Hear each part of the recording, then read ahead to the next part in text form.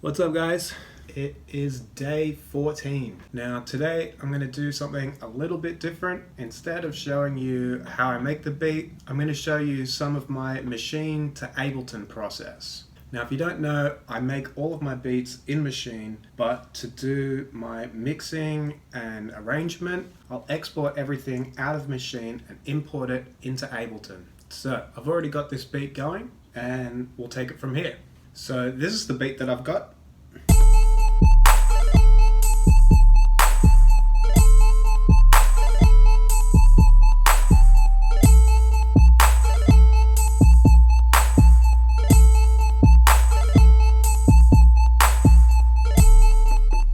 Now, the first thing that I like to do is to name all of my groups so that once they're exported, I know what they are.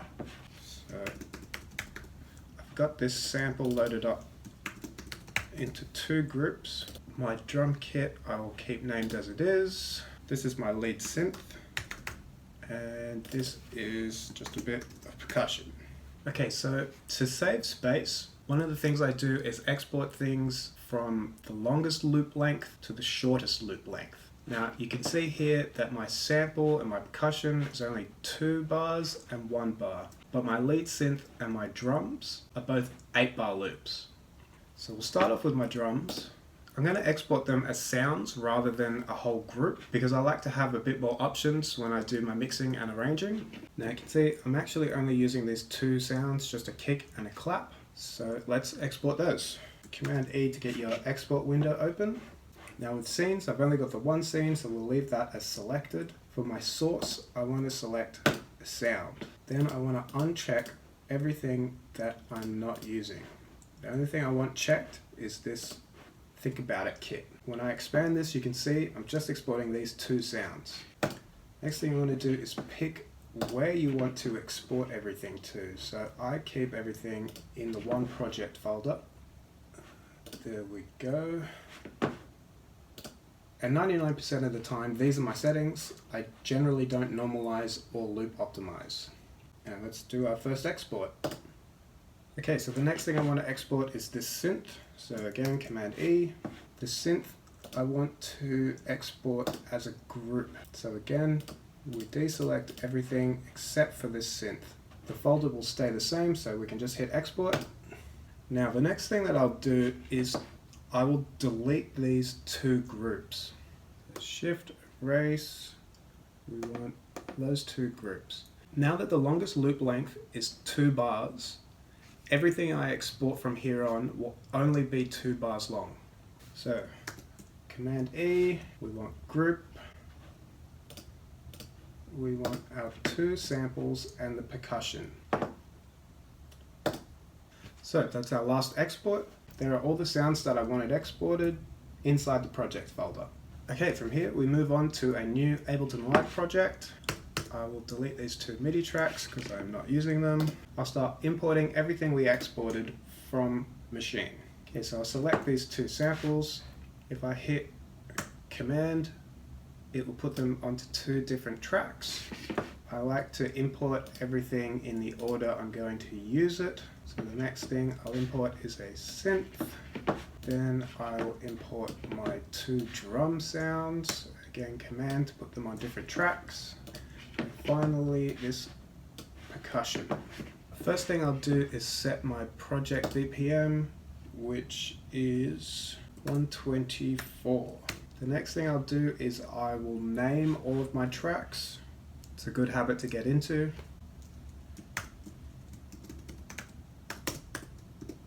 And after that, I need to go in and tell Ableton the BPM of each of these files. So again, everything is 124.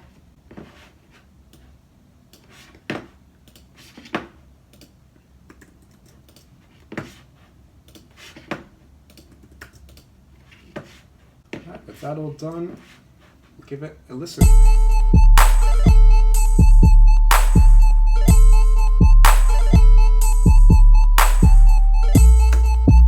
Sounds correct to me, so first thing I'll do is just get some levels.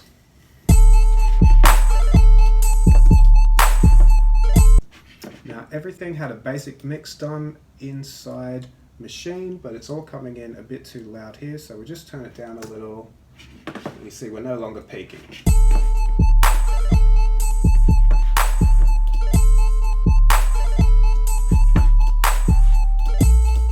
Now the next thing I'll do is I'll make some groups. So these two samples can go into one group. We'll rename that sample, and all my drums can also go into a group. We'll rename that drum bus. Now the next thing I'll do is I'll go through and solo each of these sounds and give a mix to each of them individually.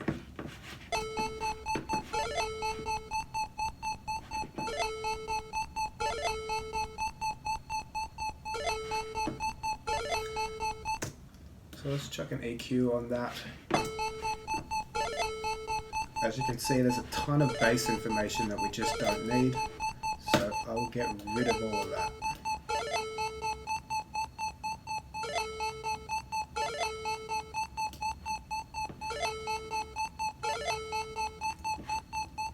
For the purposes of this video, I'm just going to keep things really simple. So that sounds good. We'll move on to this lead synth. Again, I'll chuck another EQ on that.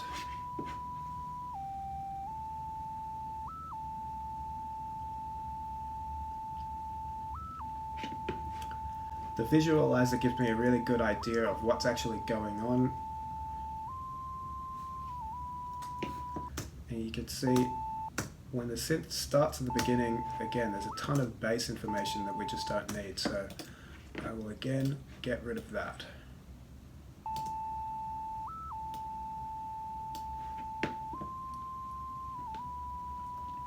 There's also a little bit of highs that is also not important, so I'll also get rid of that. I want this to have a bit of a warmer sound, so I'll add a saturator to this, and I love this just a bit warmer setting. One thing you do have to note is that it will increase your volume of anything you put it on by roughly 5 decibels. So on my output, I'll turn that down. As before and after. Okay, next we move on to our drums.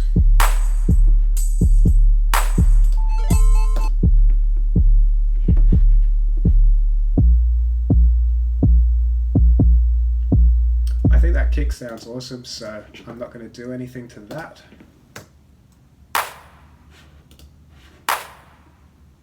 Again, I think the clap sounds really good, so the only thing I'm going to do is add this channel EQ and kill everything below 80 Hertz. This idea of getting rid of all of the bass noise that you don't need, that's irrelevant to the sounds, I learnt years ago. And if you're only going to do one thing mixing your projects, I would suggest doing this. It really helps bring clarity to your mix, and getting rid of any unwanted frequencies from your different sounds is a great place to start off when you're mixing your tracks. So for this percussion, I'll do essentially the same thing. I might actually drop this low down. Perfect. Now I'll have another check to see how it all sounds together.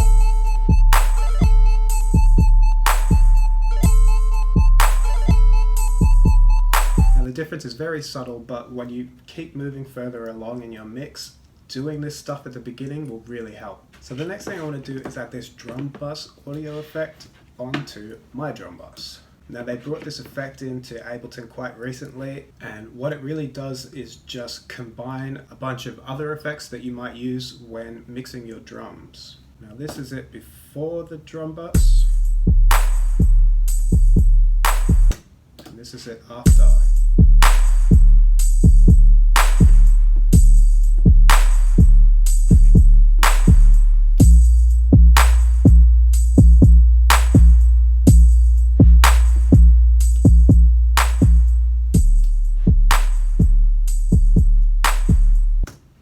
sounding cool. So the next thing I'll do is do a little bit of arrangement. Now it's a simple beat, so there's not going to be a lot to this. I'll start by selecting this scene and dragging it over to my timeline. As you can see, some of these loops of different lengths, so we will just drag them out so everything is the same, and I'll just do a real quick arrangement of this.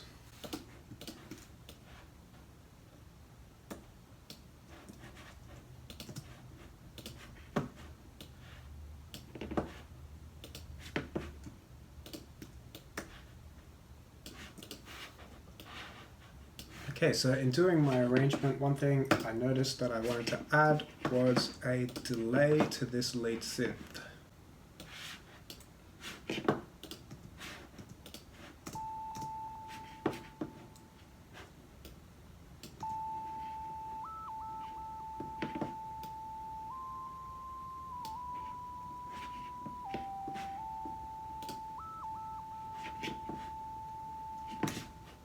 And I might try adding a delay to this sample 2 as well. So I'll duplicate that track.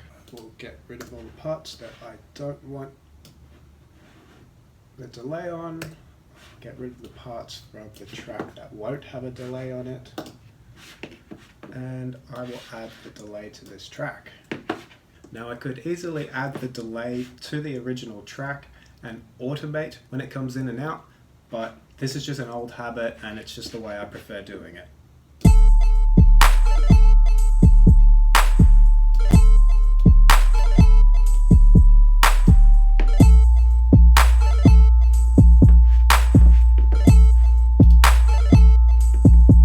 Okay, finally we'll head to our master track and we'll do a bit of pretty amateurish mastering. So I've made this effects rack that I chuck onto my master track, and it includes a glue compressor, an instance of Supercharger GT, and a limiter. So first thing, I'll turn these two off and work just on my compressor. We'll go to a loud part of the track, we'll hit play, and we'll see if and how we need to change this compressor.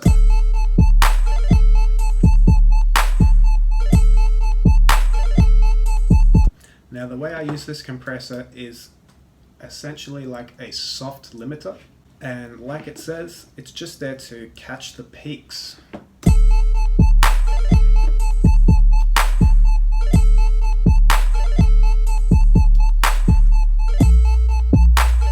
As you can see, it seems to be doing its job, so we move on to our next compressor, the Supercharger GT. This is again a compressor, but it's a compressor that adds character, it adds saturation. Now I've made my own preset for this. As you can see, it's called Complete Warm. The main thing we need to look at is this input trim to make sure that the signal is coming in at the correct volume. That's way too loud.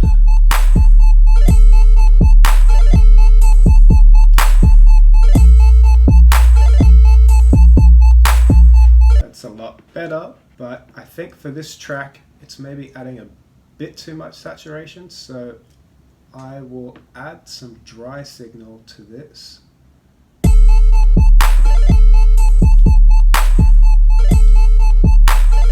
That sounds pretty good. So this is before and this is after.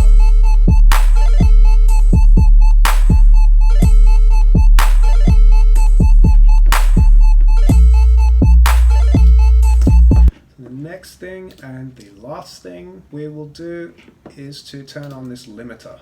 The reason you use this limiter right at the end of your signal chain is to just get as much volume out of the track as possible. So we will turn it up just until we see it starts to work on the parts of the song that are the loudest volume.